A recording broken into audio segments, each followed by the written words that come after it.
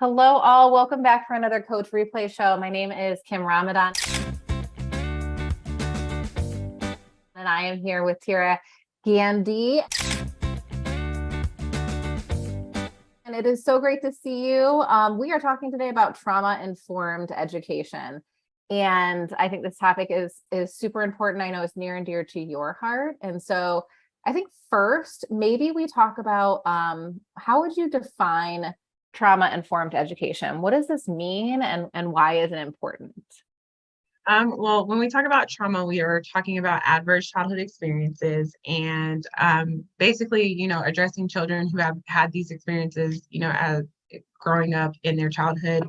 And so equipping the teachers with strategies of what trauma-informed is, making sure that we create an environment that's safe for the children. So it's class routine, building relationship, building community, setting expectations, and making sure that we're finding the greatness in our students. So. I love that. I love the idea of finding greatness. I think that a child who has been through trauma, and I think you shared this statistic with me, which I wasn't aware of. How many people have been through an adverse child experience? A lot, or adverse childhood experience in some way. Yeah, so 67% of people worldwide have experienced at least one adverse childhood experience. And so they're broken up into three different categories. So you have abuse, you have neglect, and you have household dysfunction. So something as simple as a divorce is considered an adverse childhood experience. Mm-hmm. And then an example of like having a parent who's incarcerated, or, a child who's been physically abused or physically neglected, like those are different things that are considered adverse childhood experience. 67%. When I read that, I was like, it seems very high. Absolutely. And then do you know anything about the amount of people that have been through more than one? Because I can imagine things just kind of intensify the more trauma that you have, right? Over and over again. Yeah. Absolutely. So I personally have a 4. So I am, when it comes to the adverse childhood experience assessment, there's 10 questions, and you answer yes or no to these 10 questions. If you answer yes to any of those questions, how many ever questions that you answered yes to, that is your ACE score. Mm-hmm. So out of the 10, I answered yes to 4. Mm-hmm. And so that means that my ACE score is a 4. So anybody with a 4 or higher are prone to, it's really harsh, like how they say it, but depending on how we cope, if we cope negatively, it does lead to an early death, or, because we use these negative ways to cope, that affects our bodies get diseased and all those different things. And then we end up dying earlier than what we were intending to. Yeah. Well, thank you for sharing that. I know that it's not always easy to kind of put ourselves out there and share. And I know you're going to share a document too later on that we talked about that's going to be super helpful for teachers. And I think so let's say that there's an awareness that teachers know that trauma exists, right? Right. And I think that in our world today, especially what a lot of people have been through with COVID and the awareness of racism and all of these things people are just more aware, right? That trauma exists. And but then what? Like, what do we do when we know that we have, let's say, a student who's at a 4 or even at a 3 or at a 5? What are some things that are really important for teachers to keep in mind, and that as coaches, we can help the teachers, also in turn helping the students more importantly? That's a great question. So what teachers and educators can do is basically, the first thing is set expectations and routines. And this is not anything new. It's not anything that we don't already know, but being very intentional with expectations, being very intentional with routine, and making sure that the students can predict what's going to happen next. They need to know the schedule and know what's coming next, because it helps them to feel safe. Mm-hmm. So if we think about the brain that has been affected by trauma or adverse childhood experiences, what happens to the brain is that it shrinks. Okay. So if the brain shrinks and, we are in that amygdala part of our brain. Sorry, get a little sciencey Do here. it. Go for it. I'm ready. I'm in it. I'm like leaning We're forward. in, Like, tell me more. yeah. So that the amygdala is the part where we fight, flight, or freeze, right? And so that's survival mode. So, and however they respond to that, they're in that mode. So if I'm at home, I'm experiencing trauma, or I'm experiencing these adverse childhood experiences, I'm constantly in survival mode. Yeah. So then I come to school and all I know is survive, survive, survive, survive. And now there's order at school. So I'm trying to bring my brain, I'm trying to make my brain adjust Right. from this chaotic place to this place of order. And so we really want to encourage, and this is good for your families as well. So not just the teachers and the coaches, but also the parents, like helping them understand that routine is important, helping them understand that expectation is important for their, children, without being judgmental, just say, hey, what's your routine like at home? So making sure that first and foremost, that is the key. The next thing, building relationship with your students. We feel like that is like the answer to all of our questions, is building relationships. So I am a dean of students at River Tree Academy, and we implement restorative practices as our, kind of community building practice, trauma-informed practice that we have at our school. So we do a lot of things in circles. So when we check in the morning, it's our morning circle. We do math and English in circles, giving them a voice. And we do problem solving and critical thinking in circles, just to allow everyone to have an equal voice. We create, the equity in the classroom, community in the classroom, making sure that everyone is heard, giving them jobs in the classroom. These are, again, things that we already know, but enforcing that and making that be very intentional.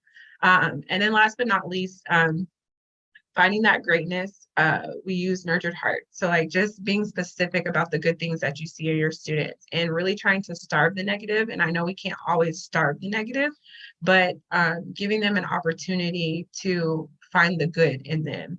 And what we've learned is that 1 to 2 individuals, adults who care and love these children will help them be resilient.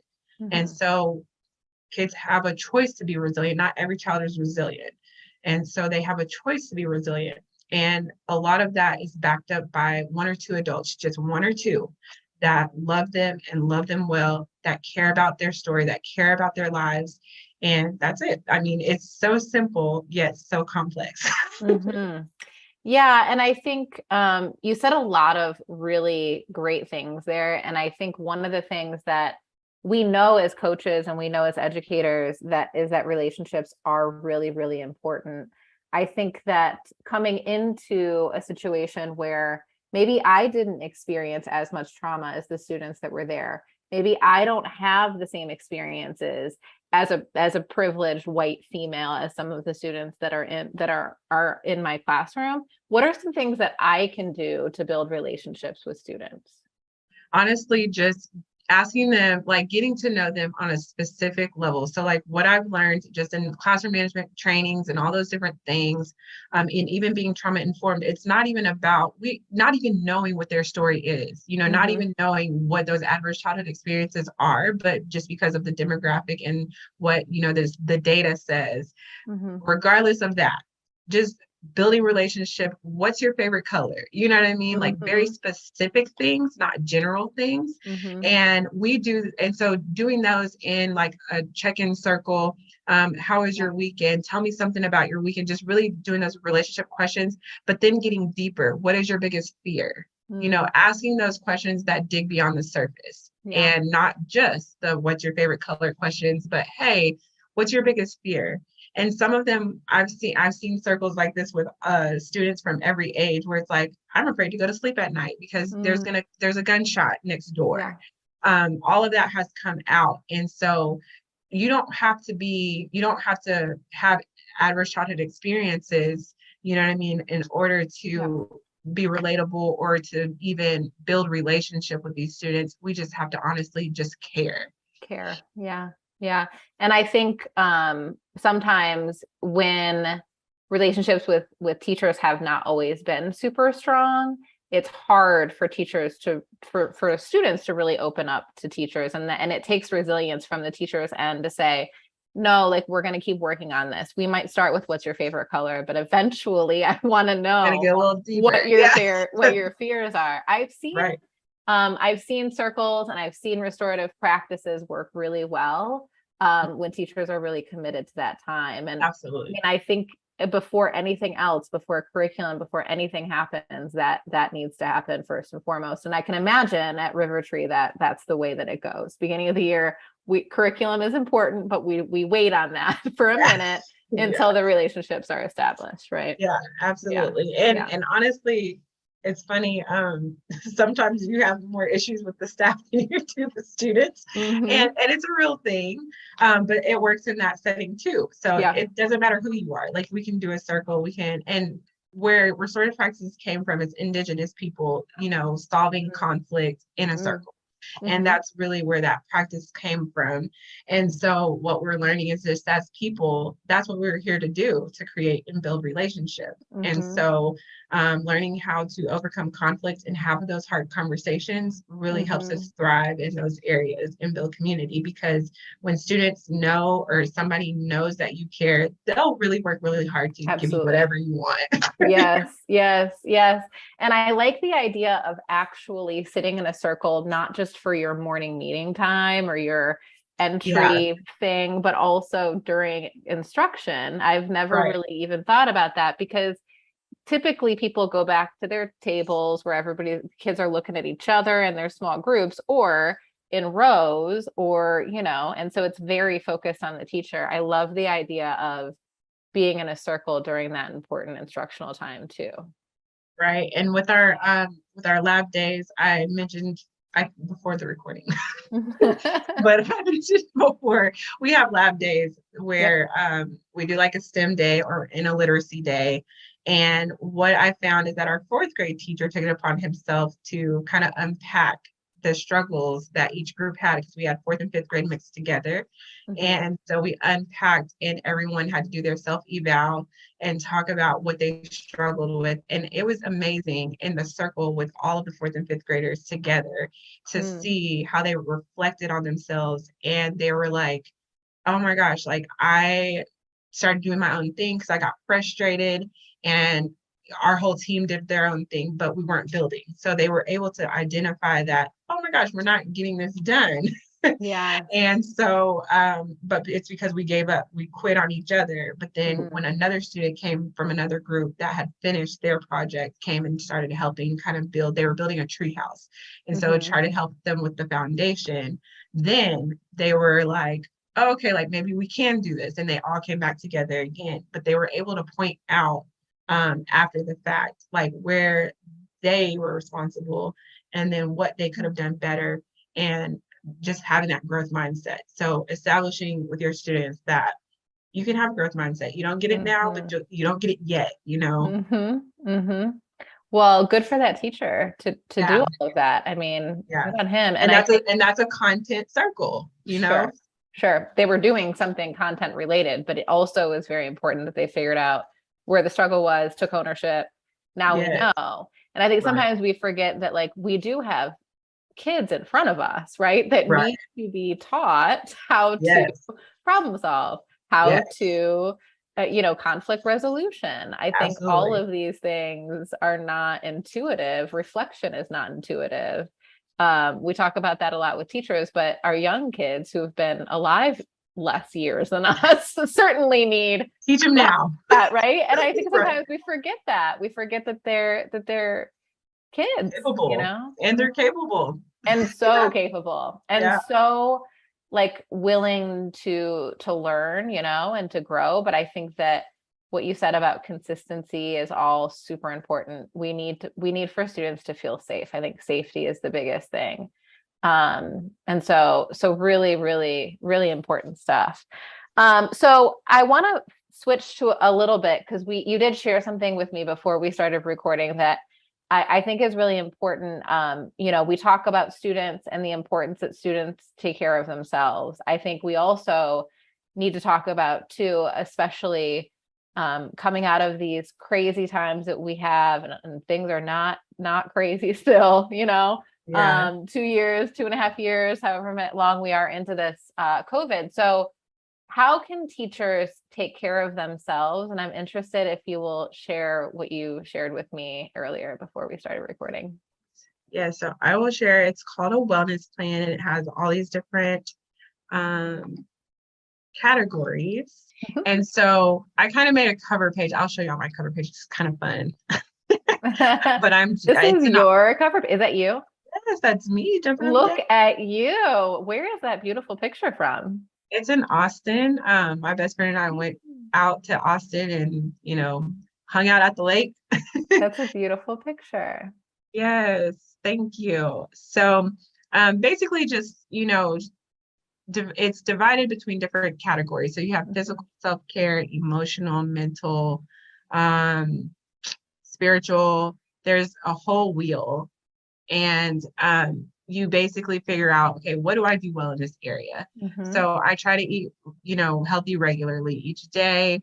I probably need to update this because it's a new school year. Bikram. I love Bikram yoga. So yes, I love hot yoga. You get so sweaty. The best thing ever. It really is. Good for your body and mind. Yeah. Yes. And what things that I need to work on is just kind of getting outdoors more, getting massages. And like I used to go to the spa once a month and I would get a massage, and it sounds so nice, but my schedule just does not permit right now. But those are different things that I need to work on and get better. So identifying those things as a teacher and educator, and then things that you would like to add. So I want to get back into running. I want to make sure that I utilize my massage therapist, who's my best friend. Oh, well, lucky. Yes. Lucky you. It's right there. Why don't you grab it? But I love running 5Ks. That's something I really love to do, is run. So I want to get back into that. And then always have, steps of support in place, and like deadlines are very important for yourself, but then also having an accountability partner. And so typically, a close friend is a great accountability partner, someone at work maybe that you hang out with, but anybody that will hold you accountable and not just pat you on your back, but say, hey girl, you got to get up, let's go work out, let's go do something. So I think self-care is so important for the teacher, because our wellness in the classroom starts with us. And so as educators, if we come in and we're excited about learning, our kids are going to be excited about learning. But if we're exhausted and we're not taking care of ourselves, we just rolled out of bed 10 minutes ago and then I'm rolling into my classroom, I'm not ready to teach, So I actually gave this to our teachers before the summer. And I just kind of left it in their hands, and I said, hey, try to do it. And a lot of them took it upon themselves. They did it. And I can say at least 2 of them for sure came back and were like, I did my self-care plan and I love it. And they're total different people. Oh, amazing. Well, and it speaks to what you said to earlier was, you're a 4 on that scale. Absolutely. You have been through trauma. We have all been through some sort of trauma recently, and maybe still going through that. And that means, yes, we have to take care of our students, but yes, we also have to take care of ourselves. And that is one of the things that I think people kind of they're like, well, when am I going to have time? How am I going to do that? I am so busy being a teacher, but I do agree that is very, very, very important as well. Absolutely. And one thing that I've learned is a lot of our teachers have, like you said, been affected by trauma. And I mean, I have educators here that they're higher than me, and it hell. But what we found is that last year, some of our teachers triggered students, and the students triggered the teachers, and that's a real life thing. And so as the adults, I just feel like if we take the responsibility to heal ourselves through our self-care, through our wellness plan, then we can work on the students. And so that's the goal, to start with us. We're the adult. Let's try to, get ourselves together, walk in the classroom, and then help our students as well. Yeah, I think that's great. And then so outside of work, if you know, outside of this, if teachers are looking for something, that they can do to either help themselves or learn more, where are some things that you might have them look? Honestly, gosh, I mean, there's so much information about being trauma informed, honestly, like on Google. But Google, yes. Just but I Google mean, it. yeah, but I'm also, so I gave you all like my Facebook charm school link, but I am transitioning my nonprofit to another name and a mission, which will actually service like schools, organizations, and teachers on self-care and stuff like that, like what we're talking about with being trauma informed, and healing from their own traumas. And so that page that I gave you is still going to be legitimately that page, but for now I'm transitioning. But yeah, anything honestly that is on Google, trauma informed, there's just so much information out there that we don't know. And then obviously I'm a great asset if you want to contact me. Ask Tiera. Yeah, and I think that's great too. And I think having conversations with people who maybe have different life experiences with you, maybe have been through more or less or the same trauma, and learning from each other too is a great way to make that happen. Yeah. There's a website that was like because when I got my master's in trauma informed education, this was like the go-to website. It's called ACEs Too High. So it's like ACEs, ACES, and then two TOO, and then high HIGH.com. And there's so much information about adverse childhood experiences, positive, yes. Yep, that's it right there. We'll put it in the notes and takeaways as well as your Facebook page. But yes, it is. This looks like it has a lot of information. Absolutely. Here. Yeah. And resources perhaps great. too. I'm just going to click through here because this looks like a lot. Yeah.